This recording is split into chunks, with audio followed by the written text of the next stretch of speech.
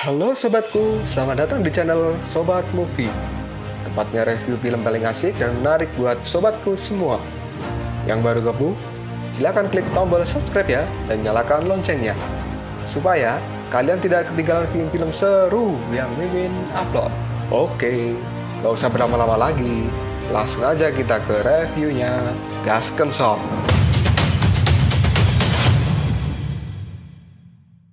Hey, oke, sobatku terkeren, terkecil, terbaik, tersemuanya. Kita masih bersama Sobat Movie, channel alur cerita terasik sepanjang masa. Oke, kita lanjut bahas Shingeki episode chapter 36. Gak usah caci banyak bacot, kita langsung masuk aja ke pembahasan. Burung raksasa hitam dengan 4 kepala tengkorak kali ini mencengkram pundak tubuh budak emas Tathagata. Tathagata pun kemudian menurunkan orang-orang yang telah dia selamatkan dan dia pun mulai menyerang. Tepukan tangan yang kuat dari Tathagata membuat burung raksasa hitam itu pun terlempar. Dewa kematian Yama pun kali ini terbang menuju Tathagata dan mengatakan, "Dewa dunia tengah, sepertinya hari-hari kalian terlihat sangat santai. Tapi bagiku, kalian terlalu lemah dan tidak berdaya. Mari kita lihat kekuatan dari duniaku." Dewa kematian itu pun kali ini mulai mengeluarkan senjatanya dan itu merupakan cambuk cahaya ungu yang langsung disabetkan pada Tathagata. Dalam sekejap saja, tubuh budak emas Tathagata pun kali ini tumbang dan hancur. Tathagata kemudian keluar dari tubuh budak emas raksasanya sambil mengatakan, "Seorang pengunjung dari dunia lain yang sangat kasar."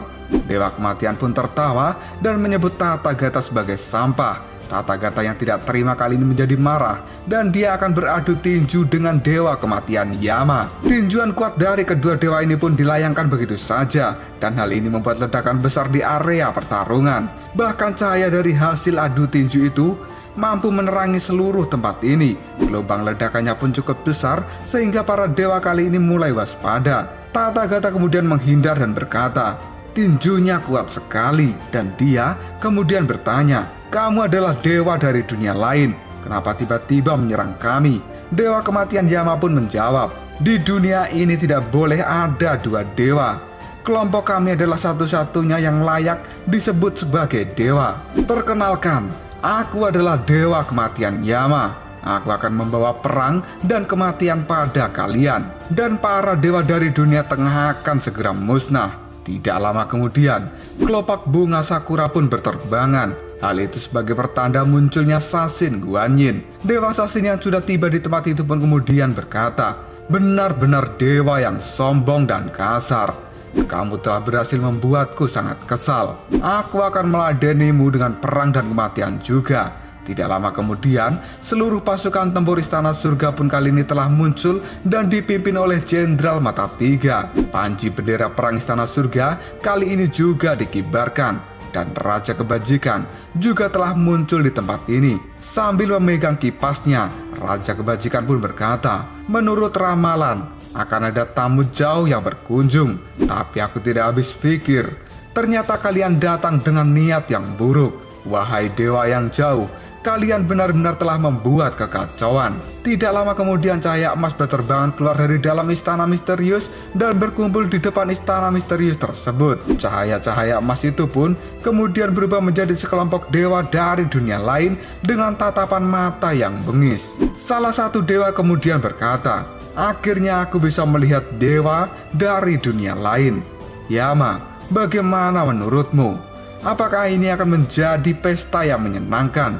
Dewa Yama pun menjawabnya, "Sedikit menyenangkan, tapi tidak memuaskan."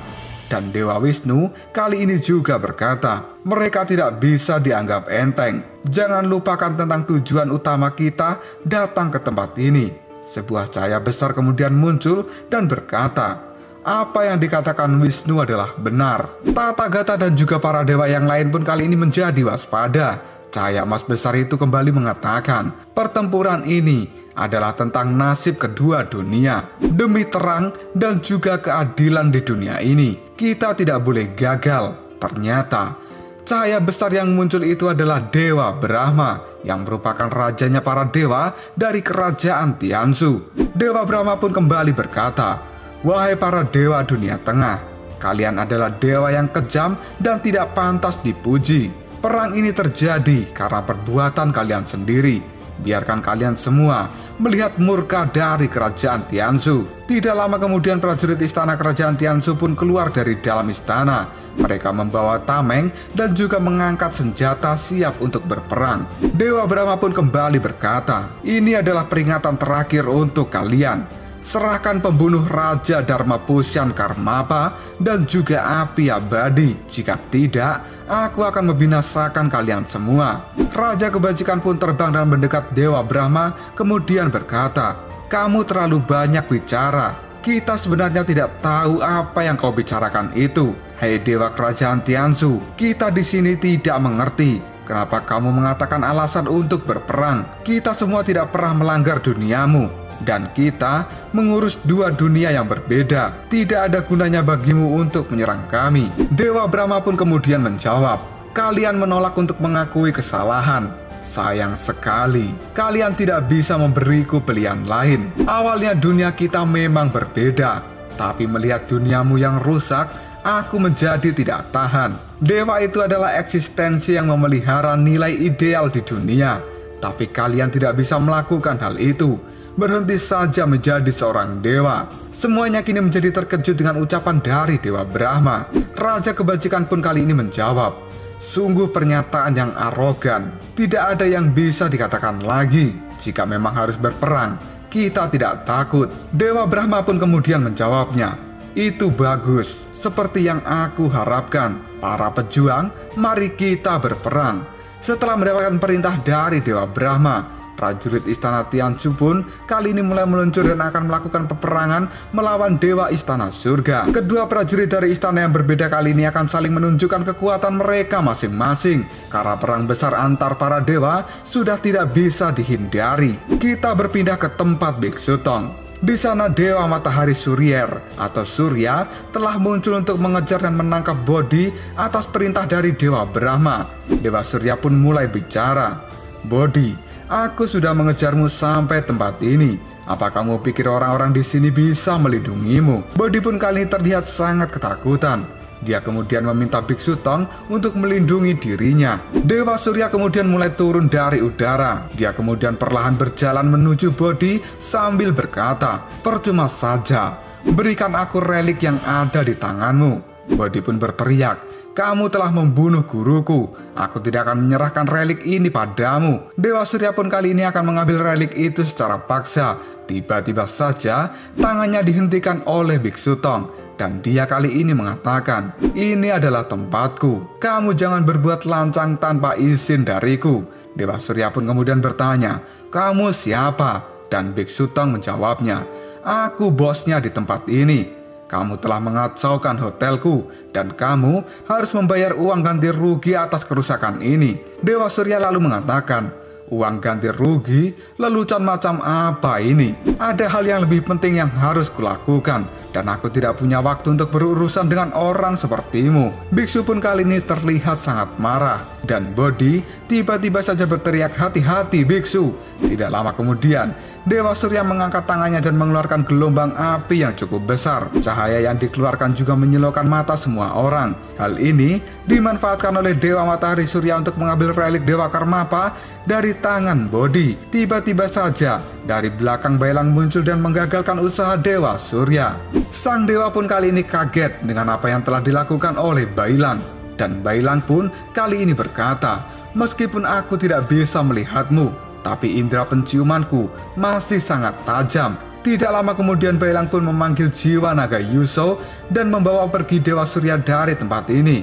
Biksu yang melihat hal ini pun menjadi panik dan berteriak, "Bailang, jangan lakukan itu." Tapi kali ini Bailang sudah terlanjur melompat. Jiwa naga Yuso itu mengeluarkan api yang sangat besar. Jalur yang dilaluinya pun kali ini terbakar. Dan hotel Biksu Tong kali ini semakin rusak parah. Biksu pun kemudian meminta bantuan pada semua monster untuk memadamkan api ini. Tapi para monster itu malah kabur dan tidak ada yang mau membantu Biksu Tong. Hal ini membuat Biksu Tong geram dan mengepalkan tangannya. Dia pun kemudian terdiam dan berkata di dalam hati, "Hotel yang kubangun dengan susah payah harus hancur begitu saja. Aku sungguh tidak bisa terima hal ini." Di sisi lain, Bailang masih menahan Dewa Surya dan dia berkata, Di mana Xiaoyu? Cepat katakan padaku. Dewa Surya pun mulai bicara. Aku telah meremehkanmu sebelumnya. Setelah berkata seperti itu, Dewa Surya kemudian mengubah posisinya dan dia sekarang berada di belakang Bailang sambil memegang kepala Bailang. Tangan Dewa Surya pun memanjang dan terlihat elastis seperti karet. Tubuh Bailang pun kali ini dihantamkan ke lantai dan membuat lantai kayu itu hancur seketika. Tangan Dewa Surya pun kemudian kembali memendek dan dia akan membunuh Bailang pada saat ini. Tiba-tiba saja Biksu Tong pun muncul dan meninju Dewa Surya dengan keras. Sampai-sampai sang dewa kali ini terlempar cukup jauh. Dewa Surya pun kali ini terkejut dengan tinjuan dari Biksu Tong yang hanya manusia biasa. Tapi tinjuan itu bisa membuatnya terlempar cukup jauh. Sang dewa pun menyebut bahwa Tang Sanjang adalah manusia yang istimewa. Biksu lalu berkata, "Aku tidak peduli jika kamu adalah dewa dari kerajaan Tianzhu. Tapi kali ini perbuatanmu telah melampaui batas kesabaranku. Apa kau ingin membalas pukulanku sebelumnya? Maju sini, aku akan meladenimu." Tidak lama setelah itu, suara pun muncul dari belakang.